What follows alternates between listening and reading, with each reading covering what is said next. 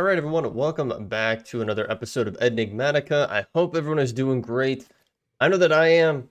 We're getting right back into things today with a bang, I guess. Wow.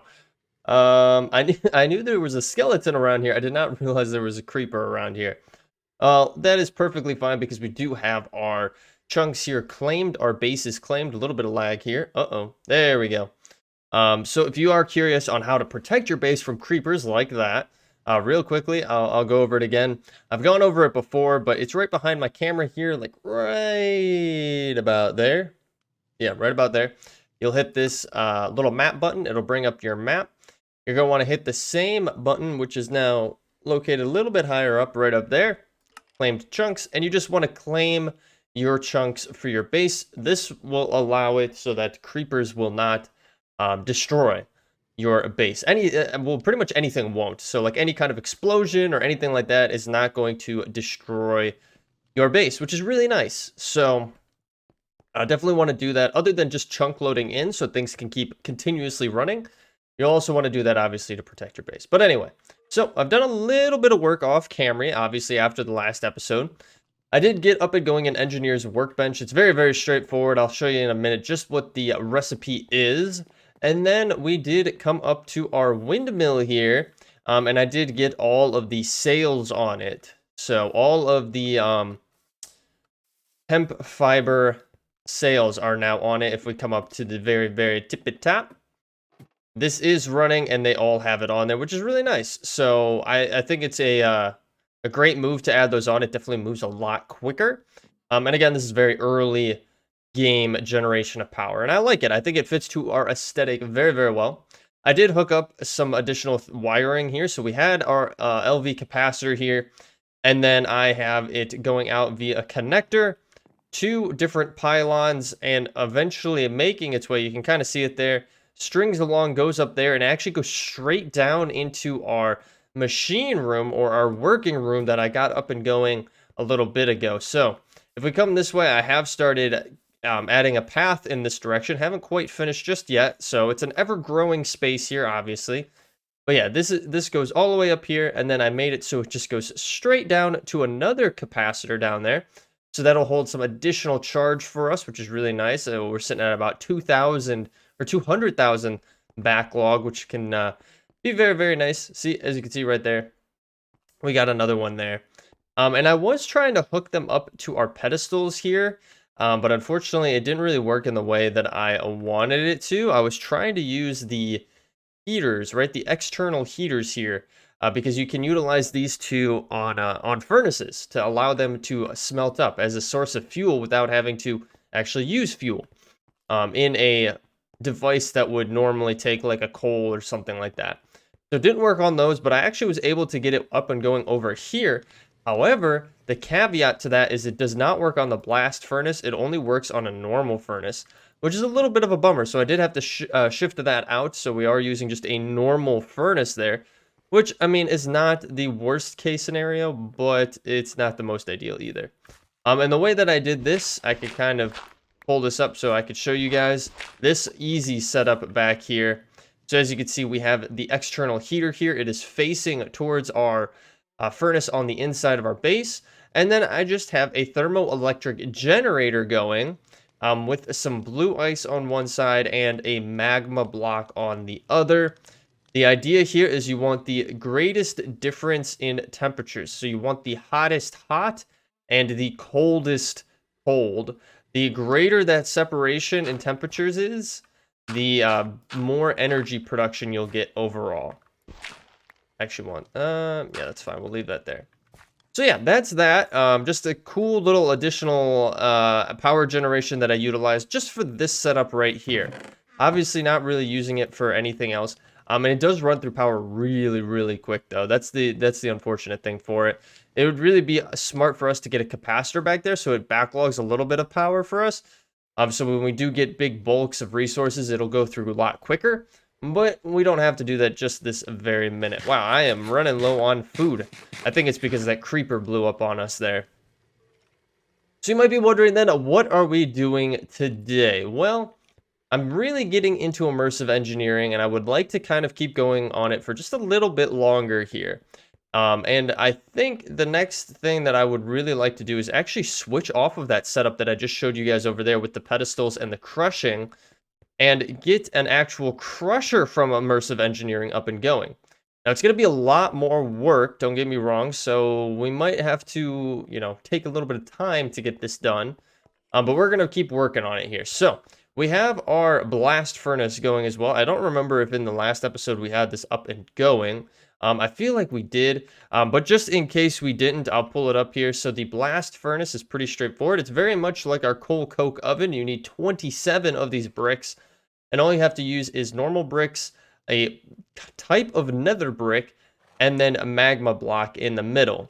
Now, nether bricks are really nice. You just can take netherrack and smelt it up. Magma blocks are a little bit different, but honestly, what I would recommend doing if you can't find magma blocks easily, but you are able to access the nether, pick up some of this magmatic stone if you have it close enough. If you smelt it up in a blast furnace, you can actually get magma blocks, which is really nice. So definitely recommend doing that. You get 27 of them, you put them in a cube just like so, 3x3 cube, and then you hit it with a hammer and you're good to go. So we have that there. I put this one over here, the coke oven, as you can see, getting us plenty of coal coke and getting a lot of creosote oil. And I've honestly just been throwing it in this barrel here, this engineer's decor barrel. It's a very manual process right now. I believe we can automate this at some point, and this is going to fill up really quickly. As you can see, I mean, that holds 12,000, and 12,000, which is about 12 buckets. This one holds, what, 16, I believe? Yeah, 12 buckets as well, actually. I thought it was 16, but it's not. But anyway, the blast furnace is what we are utilizing actually to get steel, which is really nice. You get steel and slag. It's a very, very slow process, but we are using coal coke. I believe you have to use coal coke or you have to use charcoal. I believe it does not work with a normal coal for some reason. I don't know why, but I could be mistaken on that. But if you are running into problems where it's not working with that, now you know. I am actually going to grab some coal here and put it into our furnace to keep this bad boy going for a while.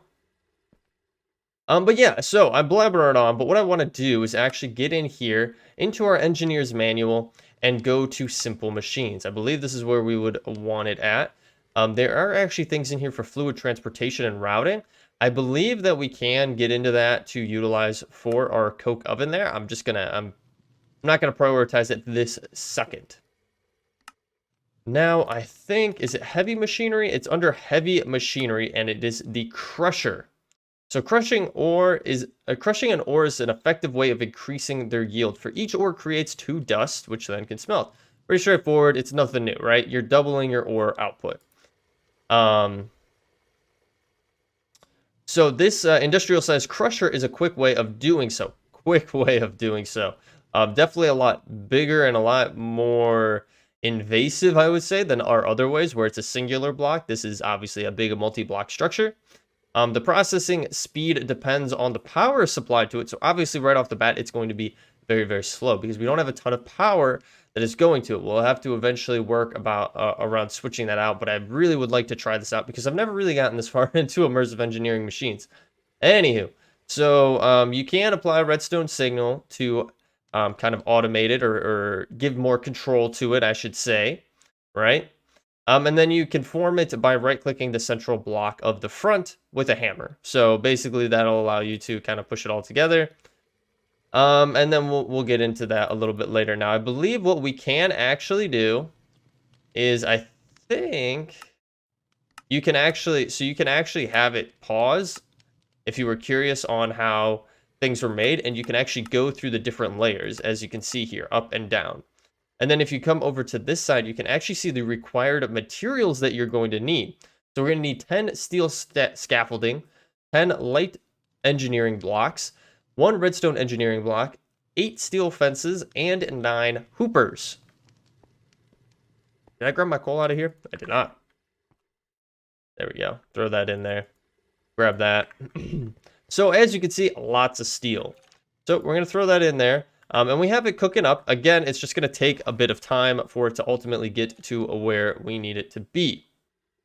So let me get some of this stuff together. Let me bookmark it, and I'll kind of regroup with you guys on where we stand and what we need to get together in order to put that multi-block structure together. All right, guys, we're just waiting on the last component to get put together here, which is just a little bit more steel.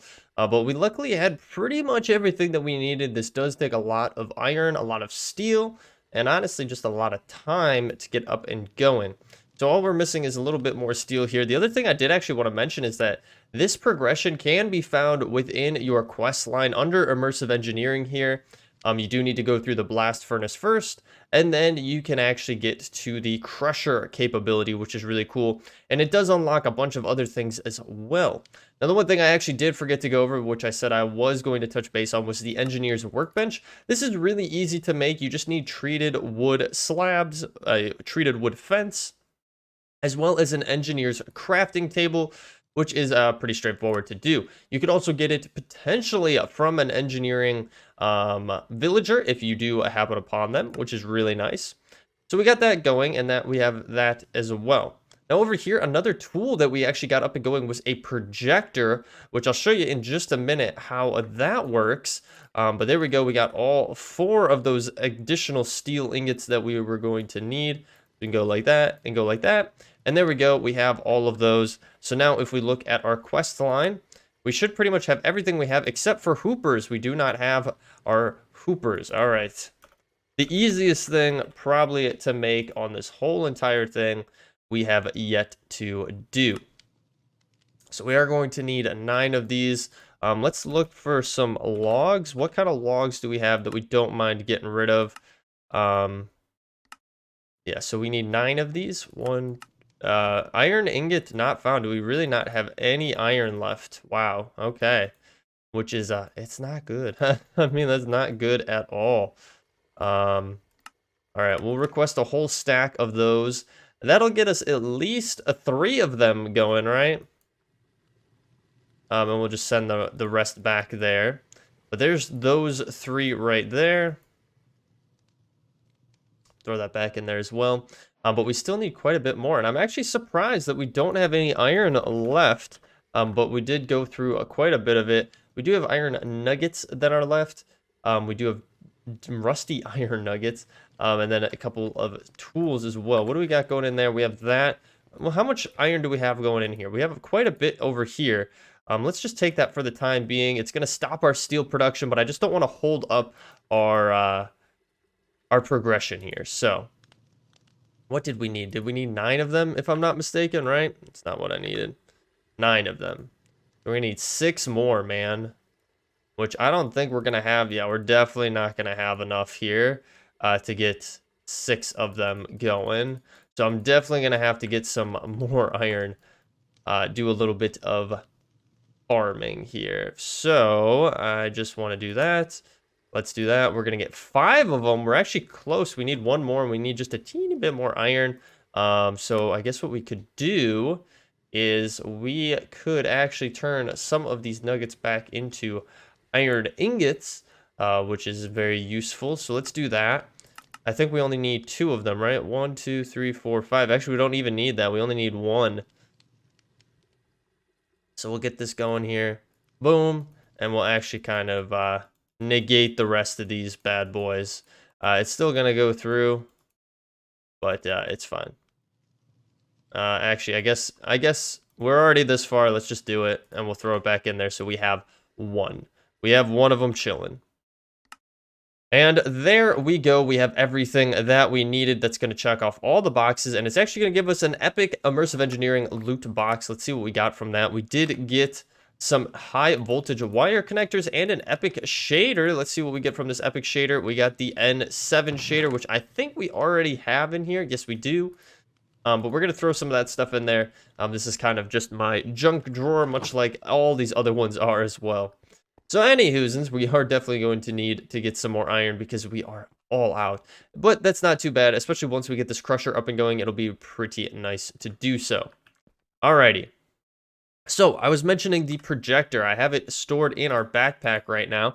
And this guy is actually relatively easy to craft up. You just need treated wood planks, a lantern, and some glass of any kind of glass, and then some iron. Very, very straightforward. All you got to do, I believe we can open it just like so, right-clicking it. And basically, this will show you all the different multi-block structures that you can actually get up and going, which is really cool. So if you were curious, like the coke oven, right? We're like, or where is, do we have the coke oven alloy kiln? I think we would want the blast furnace. Is that on here at all? Wow, I don't even see that on here. How's the blast furnace not in here? The improved blast furnace is on here. So I could, that's what that looks like, right? Alloy kiln looks like that. The coke oven looks like that. Like, it's very, very nice because it will, ooh, crude blast furnace. There we go. So what we can do is we could actually click on it like so, hit confirm, and then as you can see, it'll actually project it into the world for us. And if we left click, I believe if we left, maybe it's shift. Now we're in projection mode. Rotating. Yeah, so you can hold shift to rotate it. Like, this really, really useful for you if you're trying to get up and going a multi-block and you're not 100% sure how it's supposed to go. Now, I'm not like the biggest fan of it because it's, I don't know, it's a little bit finicky, and really you can just look at the book. But for everything all in one place, it's a great way to go for it. So, like, let's say we wanted our crusher here. As you can see, it'll show it to us, and it'll actually show all the different options in here as well, right? So we could do that, and then it'll put it in world for us. Now, for me, I feel like it's a little bit, it's kind of hard to see it. I'm not going to lie. It is kind of hard to see where it is lining up, but we could hit shift here, and I think we can rotate it. But I'm not even sure, like, what direction I would want it to be in, how much space we would need. I guess we could just do it right there. Confirm. Yeah, we could have it set up right here. I don't know if we can, I know there's a way that you can rotate, rotate, rotate. I thought maybe we have to projection. Okay, oh, there we go. So you have to shift and right click, and it'll start with the first layer here, which I don't know if I don't know what direction I want it to be in, right? Like, you build it like this. Can we hit play here and it'll show you? So it'll put it all together, and I think that's your interface right here, right? So I think what we would want to do, I don't know where the output then is. That's the thing, because I would want the output to go that way, right? So let's go back to our projector, and let's rotate it. I guess we'll have it go this way, right? I think that's perfectly fine to do. And then we'll hit it like so. Shift, left click, right click. There we go, right click. And then it should be set up, and we can now place everything down. So after much confusion, right? Guys, this is my first time going through a lot of this stuff, so you'll have to bear with me as we go. But this should allow us to get things set up. Oh, okay, so we can just, it'll highlight what we're holding in our hands then on the actual multi-block itself, which is really, really nice. So, and if you don't place it right, it'll show you, which is really nice. Okay, so we'll break that. And then we need that there, there, and there. And then we have our light engineering blocks, which are going to go all along here. Hopefully, again, hopefully this is being placed right. There are those. Another one right there. Another one right there. That goes right there. And then all the fencing comes in here. Why can I not place that fence? Maybe I was standing a little bit too close. All right. And now we're on to the top. We have an additional fence, because that is another thing I have noticed with the immersive engineering mod, is you don't tend to have it be 1-for-1 on your crafting recipes, unfortunately. All right. You typically end up making more than what is needed for the structure. So there we go. It is ready. Now all we got to do is actually take a hammer and just give it a nice old smack. So take a hammer. I think we have to hit the block over here, right? Am I not mistaken? Item hopper. Oh, was it the center one we have to hit?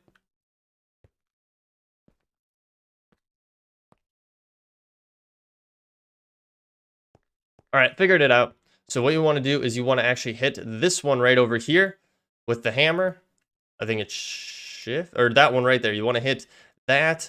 fence post with the hammer right in the middle, and this will get up and going.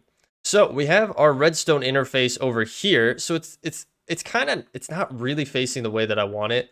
I believe this is the output, which I'm actually fine with.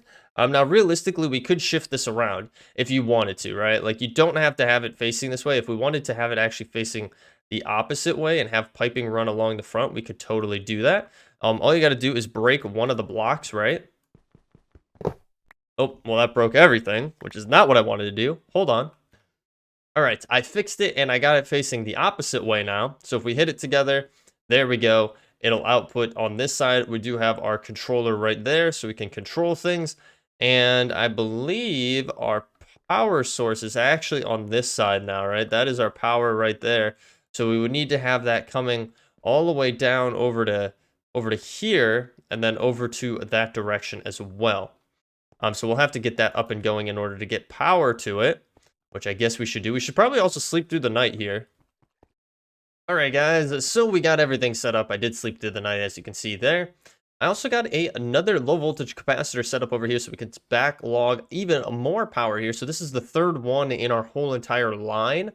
So that's going to give us what, about 300, which is actually 300,000 if I am not mistaken, by looking at that. So that's a good amount. I think that's a good amount of backlog just in case. I am using low voltage wire connectors for those that are just point to point. Anything in between, guys, would be this low voltage wire relay. That's how you have to do it. So like, let's say we wanted this to come out from this point, have a pit stop in between, and then go to this destination. You would need to utilize these relays for any points along the line between point A and point B. That's how what you saw above here is the same exact thing. Phone going off there.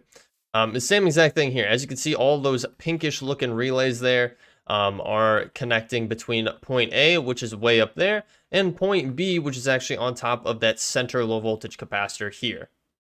Then you also just want to make sure that your inputs and outputs are correct on your capacitors here. So as you can see, it does pull up that interface, which shows you, hey, the facing side is an energy output, the opposite side is an energy input. And then you can do the same depending on what you're looking at. So basically input is going to be blue, output is going to be orange. Very straightforward. So what we're going to do is we're going to take some of our insulated wiring and we are going to hook this up. Again, it's point A to point B, nothing in between. So this should work perfectly. It is getting power, which is really, really nice. Now, I think we can just utilize a chest here, if I'm not mistaken. We don't have to do anything fancy. So luckily I do have a crafting table right here, which is very, very useful. I don't think we need to do anything. I think I could just put a chest there, but we will ultimately see how that works. I don't know if I need a lever or not. I don't know if I can utilize this to make one, and I don't even have any sticks on me. What kind of Minecraft person am I? Can I utilize that to make a... I cannot. Okay. I was hopeful. I was hopeful that that would work. All right. Lever. Sometimes I say it wrong just enough times where I kind of get myself confused a little bit on how exactly to say it. Holy smokes, what are you doing up here? We're getting an ambush. All right, take out that guy. What are these guys doing way up here? Some pillagers.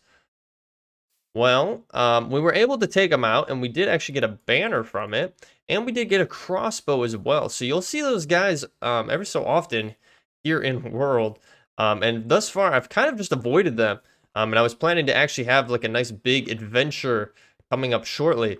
I don't know what that thing in the upper left-hand side means, but it doesn't make me feel any bit better about the situation that we're currently in. So I guess we'll have to kind of just wait and see if anything additional comes here. There is some of this mossy cobblestone over here, so we're going to grab that. And we'll see if more illagers show up. I really don't know. If I go into items here, Bad Omen is what we have currently. So I really don't know. I don't know if that's going to usher in even more pillagers coming our way. I don't really have enough experience with them, to be completely honest, to understand what exactly we are in for here. But anyway, I'm blabbering on. We need our lever. Let's grab that. I think this is what we can do. I have no idea. All right, and then it says all we got to do is throw it in the top, right? Like that's all we got to do. So I got 7 chunks here. Whoa, there we go. It is very loud. Is it going to output right down here? It is. Wow, and that's very, very quick too. That's actually not bad at all. So what did we have? 7 of them, I believe. And how are we doing on power? Is power pretty good? Unfortunately, we won't able to see it here. It would have to be at the start because obviously it's going to start draining the most power from the source. So that first capacitor is where it's going to show through immediately, and then anything after that would filter down to these ones down here. But that was really quick. And look at that. We got 14 iron dust right off of that. Now, I guess my next question would be is if it can filter directly into a furnace, because that would even be better. So let me break this, and then let's see. I wonder if we can. I don't see why we couldn't. Now, obviously, we don't have a way to just output it yet. We could output it into our system automatically via our piping, because this has an extraction mode on it. That's how it's working over here. But I'm not 100% sure, and we can only use normal furnaces if that's the path that we want to go here. We could just grab the blast furnace for the time being. Do I have any coal on me? I don't think I do. We can put some of this junk away though. We got a lot of junk on us. I actually needed that, but that's fine. No worries. We'll get more up and going here. I don't really need any of that right now, so we should be fine. I'm gonna grab a little bit of coal.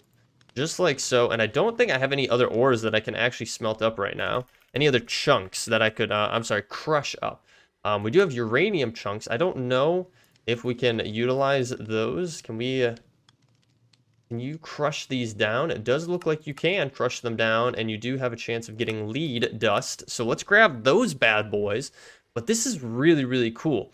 Now, the next thing that we would want to get from from immersive engineering would be I think our arc furnace. So if we go into quest lines, as you can see, the crusher is done. The next thing would be the arc furnace, which is funny because it checked the box for some of these ones within this progression.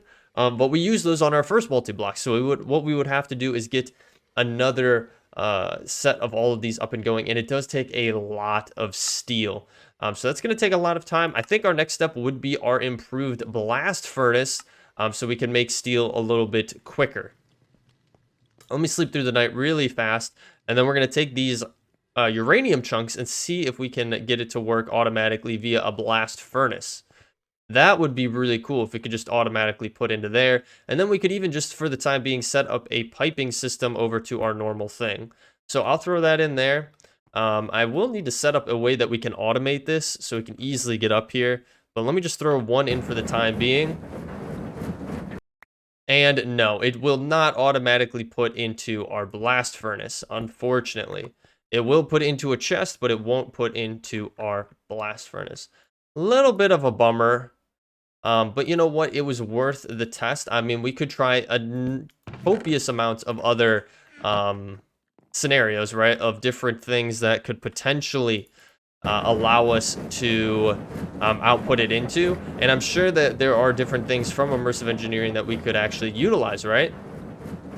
So like if we come back over to here, I'm gonna try to get away from this a little bit. Yeah, there we go. We could use tools. I think is tools where I want it to be. No, simple machines. Yes, item routers. You can actually make some of these things. And yeah, you can filter things, and we could have conveyor belts, so it could output, I believe, onto a conveyor belt, and then we can, yeah, redstone controlled one, a dropping conveyor belt. Like, this is what we would need. Extracting conveyor belt. Ooh. To extract items from an inventory in a similar fashion to a hopper. Unlike the latter, however, it possesses no internal inventory and will place extracted items onto the belt. That would be really cool. Yeah, we might get into some conveyor belts here. And honestly, we could use some conveyor belts to probably move our ore chunks up and have them drop into our system here. That would be super cool to see, right? Just have it, you know, all going around on scaffolding and everything like that. Like, there are so many possibilities for this. I am super excited. We might actually even want to move that wiring eventually. But for the time being, that's unfortunately going to have to do it. We don't really have much more that we can really fit into our time here. We are at 30 minutes, so we are going to wrap up there. I'm going to put my blast furnace back, and then we're going to throw this uranium in here for the time being, and kind of just let that go. I'll throw that into the hopper along with the lead dust. That should work. I'm actually going to put some coal in here as well, because why not? We'll let that roll. Do we have any iron chilling? Otherwise, we're going to have to do some mining relatively soon. We do have some iron there.